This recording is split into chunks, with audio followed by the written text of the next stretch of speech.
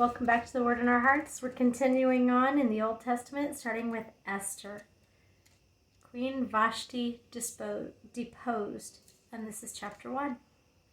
This is what happened during the time of Xerxes, the Xerxes who ruled over 127 provinces stretching from India to Cush. At that time, King Xerxes reigned from his royal throne in the citadel of Susa. And in the 3rd year of his reign, he gave a banquet for all his nobles and officials. The military leaders of Persia and Media, the princes and the nobles of the provinces were present. For a full 180 days he displayed the vast wealth of his kingdom and the splendor and glory of his majesty. When these days were over, the king gave a banquet lasting 7 days in the enclosed garden of the king's palace for all the people, from the least to the greatest, who were in the citadel of Susa. The garden had hangings of white and blue linen, fastened with cords of white linen and purple material to silver rings on the marble pillars. There were couches of gold and silver on a mosaic pavement of porphyry, marble, mother of pearl, and other costly stones. Wine was served in goblets of gold, each one different from the other, and the royal wine was abundant, in keeping with the king's liberality. By the king's command, each guest was allowed to drink in his own way, for the king instructed all the wine stewards to serve each man what he wished. Queen Vashti also gave a banquet for the women in the royal palace of King Xerxes. On the 7th day, when King Xerxes was in high spirits from wine, he commanded the 7 eunuchs who served him, Mehuman, Biztha, Harbona, Migtha, Abagtha, Zethar, and Carcass, to bring before him Queen Vashti, wearing her royal crown, in order to display her beauty to the people and nobles, for she was lovely to look at. But when the attendants delivered the king's command, Queen Vashti refused to come. Then the king became furious and burned with anger. Since it was customary for the king to consult experts in matters of the law and justice, he spoke with the wise men who understood the times and were closest to the king: Karshena, Shethar, Admatha, Tarshish, Maris, Marcina, and Memucan. The 7 nobles of Persia and Media, who had special access to the king, were highest in the kingdom. According to the law, what must be done to Queen Vashti? He asked. She has not obeyed the command of King Xerxes that the eunuchs have taken to her. Then Memucan replied in the presence of the king and the nobles, Queen Vashti has done wrong, not only against the king, but also against the nobles and the people of all the provinces of King Xerxes. For the queen's conduct will become known to all women, and so they will despise their husbands and say, King Xerxes commanded Queen Vashti to be brought before him, but she would not come. This very day the Persian and Median women of the nobility who have heard about the queen's conduct will respond to all the king's nobles in the same way. There will be no end of disrespect and discord. Therefore, if it pleases the king, let him issue a royal decree, and let it be written in the laws of Persia and Media, which cannot be repealed, that Vashti is never again to enter the presence of King Xerxes. Also, let the king give her royal position to someone else who is better than she. Then, when the king's edict is proclaimed throughout all his vast realm, all the women will respect their husbands from the least to the greatest. The king and his nobles were pleased with his advice, so the king did as Memucan proposed. He sent dispatches to all the parts of the kingdom, to each province in his own script, and to each people in its own language, proclaiming in each people's tongue that every man should be ruler over his own household. Chapter 2. Esther made queen. Later, when the anger of King Xerxes had subsided, he remembered Vashti and what she had done, and what he had decreed about her. Then the king's personal attendants proposed, Let a search be made for beautiful young virgins for the king. Let the king appoint commissioners in every province of his realm to bring all these beautiful girls into the harem at the citadel of Susa. Let them be placed under the care of Haggai, the king's eunuch, who is in charge of the women, and let beauty treatments be given to them. Then let the girl who pleases the king be queen instead of Vashti. This advice appealed to the king, and he followed it. Now there was in the citadel of Susa a Jew of the tribe of Benjamin named Mordecai, son of Jair, the son of Shimei, the son of Kish, who had been carried into exile from Jerusalem by Nebuchadnezzar, king of Babylon, among those taken captive with Jehoiachin, king of Judah. Mordecai had a cousin named Hadassah, whom he had brought up because she had neither father nor mother. This girl, who was also known as Esther, was lovely in form and features, and Mordecai had taken her as his own daughter when her father and mother had died. When the king's order and edict had been proclaimed, many girls were brought to the citadel of Susa and put under the care of Haggai. Esther was also taken to the king's palace and entrusted to Haggai, who was in charge of the harem. The girl pleased him and won his favor. Immediately he provided her with her beauty treatments and special food. Sorry. He assigned to her 7 maids selected from the king's palace and moved her and her maids into the best palace in the harem. Esther had not revealed her nationality and her family background because Mordecai had forbidden her to do so. Every day he walked back and forth near the courtyard of the harem to find out how Esther was and what was happening to her.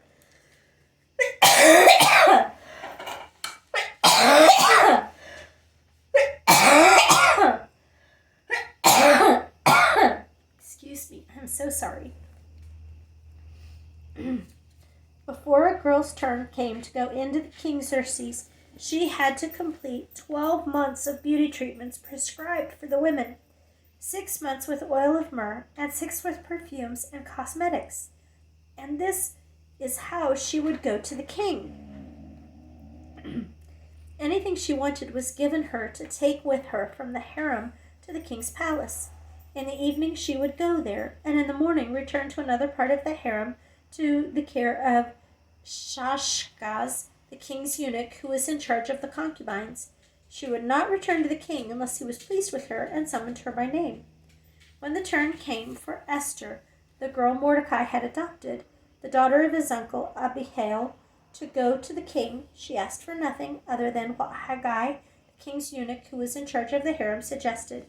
And as Esther won the favor of everyone who saw her, she was taken to King Xerxes in the royal residence in the 10th month, in the month of Tebeth, in the 7th year of his reign. Now the king was attracted to Esther more than to any of the other women, and she won his favor and approval more than any of the other virgins. So he set a royal crown on her head and made her queen instead of Vashti. And the king gave a great banquet, Esther's banquet, for all his nobles and officials. He proclaimed a holiday throughout the provinces and distributed gifts with royal liberty. Mordecai uncovers the conspiracy. When the virgins were assembled a second time, Mordecai was sitting at the king's gate, but Esther had kept secret her family's background and nationality, just as Mordecai had told her to do, for she continued to follow Mordecai's instructions as she had done when he was bringing her up. During the time Mordecai was sitting at the king's gate, Bigthana and Teresh, 2 of the king's officers who guarded the doorway, became angry and conspired to assassinate King Xerxes. But Mordecai found out about the plot and told Queen Esther, who in turn reported it to the king, giving credit to Mordecai. And when the report was investigated and found to be true, the 2 officials were hanged on a gallows. All this was recorded in the book of the annals in the presence of the king. Chapter 3. Haman's plot to destroy the Jews.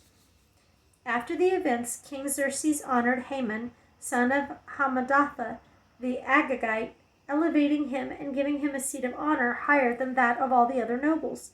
All the royal officials at the king's gate knelt down and paid honor to Haman, for the king had commanded this concerning him.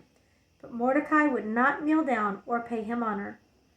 Then the royal officials at the king's gate asked Mordecai, "Why do you disobey the king's command?" Day after day they spoke to him, but he refused to comply. Therefore they told Haman about it to see whether Mordecai's behavior would be tolerated, for he had told them he was a Jew. When Haman saw that Mordecai would not kneel down or pay him honor, he was enraged. Yet having learned who Mordecai's people were, he scorned the idea of killing only Mordecai. Instead, Haman looked for a way to destroy all Mordecai's people, the Jews, throughout the whole kingdom of Xerxes. In the 12th year of King Xerxes, in the 1st month, the month of Nisan, they cast the pur, that is, the lot, in the presence of Haman to select a day and month. And the lot fell on the 12th month, the month of Adar. Then Haman said to King Xerxes, "There is a certain people dispersed and scattered among the peoples in all the provinces of your kingdom, whose customs are different from those of all other people, and who do not obey the king's laws. It is not in the king's best interest to tolerate them. If it pleases the king, let a decree be issued to destroy them, and I will put 10,000 talents of silver into the royal treasury for the men who carry out this business." So the king took his signet ring from his finger and gave it to Haman, son of Hammedatha, the Agagite, the enemy of the Jews. "Keep the money," the king said to Haman, "and do with the people as you please." Then on the 13th day of the first month, the royal secretaries were summoned. They wrote out in the script of each province and in the language of each people all Haman's orders to the king's satraps, the governors of the various provinces, and the nobles of the various peoples. These were written in the name of King Xerxes himself and sealed with his own ring. Dispatches were sent by couriers to all the king's provinces with the order to destroy, kill, and annihilate all the Jews, young and old, women and little children, on a single day, the 13th day of the 12th month, the month of Adar, and to plunder their goods. A copy of the text of the edict was to be issued as law in every province and made known to the people of every nationality, so they would be ready for that day. Spurred on by the king's command, the couriers went out, and the edict was issued in the citadel of Susa. The king and Haman sat down to drink, but the city of Susa was bewildered. Chapter 4. Mordecai persuades Esther to help. When Mordecai learned of all that had been done, he tore his clothes, put on sackcloth and ashes, and went out into the city, wailing loudly and bitterly. But he went only as far as the king's gate, because no one clothed in sackcloth was allowed to enter it. In every province to which the edict and order of the king came, there was great mourning among the Jews, with fasting, weeping, and wailing. Many lay in sackcloth and ashes. When Esther's maids and eunuchs came and told her about Mordecai, she was in great distress. She sent clothes for him to put on instead of his sackcloth, but he would not accept them. Then Esther summoned Hathach, one of the king's eunuchs assigned to attend her, and ordered him to find out what was troubling Mordecai and why. So Hathach went out to Mordecai in the open square of the city in front of the king's gate. Mordecai told him everything that had happened to him, including the exact amount of money Haman had promised to pay into the royal treasury for the destruction of the Jews. He also gave him a copy of the text of the edict for their annihilation, which had been published in Susa, to show to Esther and explain it to her. And he told him to urge her to go into the king's presence to beg for mercy and plead with him for her people. Hathach went back and reported to Esther what Mordecai had said. Then she instructed him to say to Mordecai, "All the king's officials and the people of the royal provinces know that for any man or woman who approaches the king in the inner court without being summoned, the king has but one law, that he be put to death. The only exception to this is for the king to extend the gold scepter to him and spare his life. But 30 days have passed since I was called to go to the king." When Esther's words were reported to Mordecai, he sent back this answer: "Do not think that because you are in the king's house, you alone of all the Jews will escape. For if you remain silent at this time, relief and deliverance for the Jews will arise from another place, but you and your father's family will perish. And who knows but that you have come to royal position for such a time as this?" Then Esther sent this reply to Mordecai: "Go, gather together all the Jews who are in Susa, and fast for me. Do not eat or drink for 3 days, night or day. I and my maids will fast as you do. When this is done, I will go to the king, even though it is against the law, and if I perish, I perish." So Mordecai went away and carried out all Esther's instructions. Esther's request to the king, Chapter 5. On the 3rd day, Esther put on her royal robes and stood in the inner court of the palace in front of the king's hall. The king was sitting on his royal throne in the hall, facing the entrance. When he saw Queen Esther standing in the court, he was pleased with her and held out to her the golden scepter that was in his hand. So Esther approached and touched the tip of the scepter. When the king asked, "What is it, Queen Esther? What is your request? Even up to half the kingdom it will be given you." "If it pleases the king," replied Esther, "let the king, together with Haman, come today to a banquet I have prepared for him." "Bring Haman at once," the king said, "so that we may do what Esther asks." So the king and Haman went to the banquet Esther had prepared. As they were drinking wine, the king again asked Esther, "Now, what is your petition? It will be given you. And what is your request? Even up to half the kingdom it will be granted." Esther replied, "My petition and my request is this.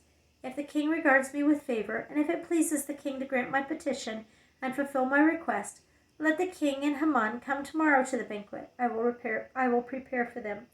Then I will answer the king's question." Haman's rage against Mordecai. Haman went out that day happy and in high spirits. But when he saw Mordecai at the king's gate and observed that he neither rose nor showed fear in his presence, he was filled with anger against Mordecai. Nevertheless, Haman restrained himself and went home. Calling together his friends and Zeresh his wife, Haman boasted to them about his vast wealth, his many sons, and all the ways the king had honored him, and how he had elevated him above all the other nobles and officials. "And that's not all," Haman added. "I'm the only person Queen Esther invited to accompany the king to the banquet she gave, and she has invited me along with the king tomorrow. But all this gives me no satisfaction as long as I see that Jew Mordecai sitting at the king's gate." His wife Zeresh and all his friends said to him, "Have a gallows built 75 feet high, and ask the king in the morning to have Mordecai hanged on it. Then go with the king to the dinner and be happy." This suggestion delighted Haman, and he had the gallows built. Chapter 6. Mordecai honored. That night the king could not sleep, so he ordered the book of the Chronicles, the record of his reign, to be brought in and read to him. It was found recorded there that Mordecai had exposed Bigthana and Teresh, two of the king's officers who guarded the doorway, who had conspired to assassinate King Xerxes. "What honor and recognition has Mordecai received for this?" the king asked. "Nothing has been done for him," his attendants answered. The king said, "Who is in the court?" Now Haman had just entered the outer court of the palace to speak to the king about hanging Mordecai on the gallows he had erected for him. His attendants answered, "Haman is standing in the court." "Bring him in," the king ordered. When Haman entered, the king asked him, "What should be done for the man the king delights to honor?" Now Haman thought to himself, "Who is there that the king would rather honor than me?" So he answered the king, "For the man the king delights to honor, have them bring a royal robe the king has worn, and a horse the king has ridden, one with a royal crest placed on its head. Then let the robe and horse be entrusted to one of the king's most noble princes. Let them robe the man the king delights to honor, and lead him on the horse through the city streets, proclaiming before him, 'This is what is done for the man the king delights to honor.'" "Go at once," the king commanded Haman. "Get the robe and the horse, and do just as you have suggested for Mordecai the Jew, who sits at the king's gate. Do not neglect anything you have recommended." So Haman got the robe and the horse. He robed Mordecai and led him on horseback through the city streets, proclaiming before him, "This is what is done for the man the king delights to honor." Afterward, Mordecai returned to the king's gate. But Haman rushed home with his head covered in grief, and told Zeresh, his wife, and all his friends everything that had happened to him. His advisers and his wife Zeresh said to him, "Since Mordecai, before whom your downfall has started, is of Jewish origin, you cannot stand against him. You will surely come to ruin." While they were still talking with him, the king's eunuchs arrived and hurried Haman away to the banquet Esther had prepared. Chapter 7. Haman hanged. So the king and Haman went to dine with Queen Esther, and as they were drinking wine on the second day, the king asked again, "Queen Esther, what is your petition? It will be given you. What is your request? Even up to half the kingdom it will be granted." Then Queen Esther answered, "If I have found favor with you, O king, and it pleases your majesty, grant me my life. This is my petition. And spare my people. This is my request. For I and my people have been sold for destruction and slaughter and annihilation. If we had merely been sold as male and female slaves, I would have kept quiet, because no such distress would justify disturbing the king." King Xerxes asked Queen Esther, "Who is he? Who is the man who has dared do such a thing?" Esther said, "The adversary and enemy is this vile Haman." Then Haman was terrified before the king and queen. The king got up in a rage and left his wine and went out into the palace garden. But Haman realized that the king had already decided his fate, stayed behind to beg Queen Esther for his life. Just as the king returned from the palace garden to the banquet hall, Haman was falling on the couch where Esther was reclining. The king exclaimed, "Will he even molest the queen while she is with me in the house?" As soon as the word left the king's mouth, they covered Haman's face. Then Harbona, one of the eunuchs attending the king, said, "A gallows 70 feet high stands by Haman's house. He had it made for Mordecai, who spoke up to help the king." The king said, "Hang him on it." So they hanged Haman on the gallows he had prepared for Mordecai. Then the king's fury subsided. Chapter 8. The king's edict in behalf of the Jews. That same day, King Xerxes gave Queen Esther the estate of Haman, the enemy of the Jews, and Mordecai came into the presence of the king, for Esther had told how he was related to her. The king took off his signet ring, which he had reclaimed from Haman, and presented it to Mordecai, and Esther appointed him over Haman's estate. Esther again pleaded with the king, falling at his feet and weeping. She begged him to put an end to the evil plan of Haman the Agagite, which he had devised against the Jews. Then the king extended the gold scepter to Esther, and she arose and stood before him. "If it pleases the king," she said, "and if he regards me with favor and thinks it the right thing to do, and if he is pleased with me, let an order be written overruling the dispatches that Haman, son of Hammedatha the Agagite, devised and wrote to destroy the Jews in all the king's provinces. For how can I bear to see disaster fall on my people? How can I bear to see the destruction of my family?" King Xerxes replied to Queen Esther and to Mordecai the Jew, "Because Haman attacked the Jews, I have given his estate to Esther, and they have hanged him on the gallows. Now write another decree in the king's name in behalf of the Jews, as seems best to you, and seal it with the king's signet ring. For no document written in the king's name and sealed with his ring can be revoked." At once the royal secretaries were summoned. On the 23rd day of the 3rd month, the month of Sivan, they wrote out all Mordecai's orders to the Jews and to the satraps, governors, and nobles of the 127 provinces stretching from India to Cush. These orders were written in the script of each province and the language of each people, and also to the Jews in their own script and language. Mordecai wrote in the name of King Xerxes, sealed the dispatches with the king's signet ring, and sent them by mounted couriers who rode fast horses, especially bred for the king.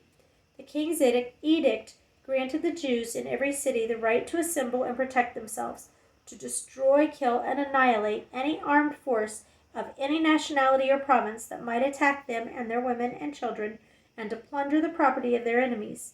The day appointed for the Jews to do this in all the provinces of King Xerxes was the 13th day of the 12th month, the month of Adar. A copy of the text of the edict was to be issued as law in every province and made known to the people of every nationality, so that the Jews would be ready on that day to avenge themselves on their enemies. The couriers riding the royal horses raced out, spurred on by the king's command, and the edict was also issued in the citadel of Susa. Mordecai left the king's presence wearing royal garments of blue and white, a large crown of gold, and a purple robe of fine linen, and the city of Susa held a joyous celebration. For the Jews it was a time of happiness and joy, gladness and honor.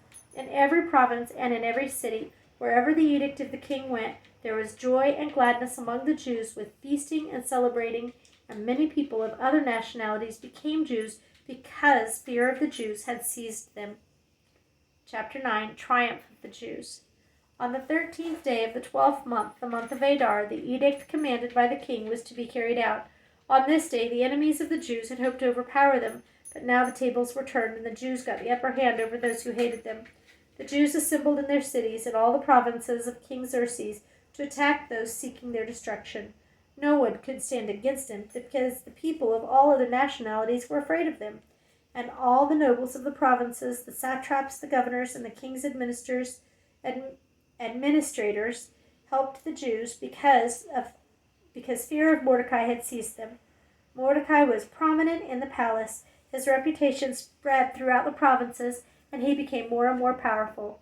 The Jews struck down all their enemies with the sword, killing and destroying them, and they did what they pleased to those who hated them.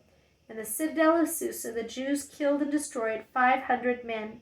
They also killed Parshandatha, Dalphon, Aspatha, Poratha, Adaliah, Aridatha, Parmashta, Arisai, Aridai, and Vizatha, the 10 sons of Haman, son of Hamadatha, the enemy of the Jews. But they did not lay their hands on the plunder. The number of those slain in the citadel of Susa were reported to the king that same day. The king said to Queen Esther, "The Jews have killed and destroyed 500 men and 10 sons of Haman in the citadel of Susa. What have they done in the rest of the king's provinces? Now what is your petition? It will be given you. What is your request? It will also be granted." "If it pleases the king," Esther answered, "give the Jews in Susa permission to carry out this day's edict tomorrow also, and let Haman's 10 sons be hanged on gallows." So the king commanded that this be done. An edict was issued in Susa, and they hanged the 10 sons of Haman. The Jews in Susa came together on the 14th day of the month of Adar and put to death in Susa 300 men, but they did not lay their hands on the plunder. Meanwhile, the remainder of the Jews who were in the king's provinces also assembled to protect themselves and get relief from their enemies. They killed 75,000 of them, but did not lay their hands on the plunder. This happened on the 13th day of the month of Adar, and on the 14th they rested and made it a day of feasting and joy. We're going to stop there, and we will continue on with the next reading.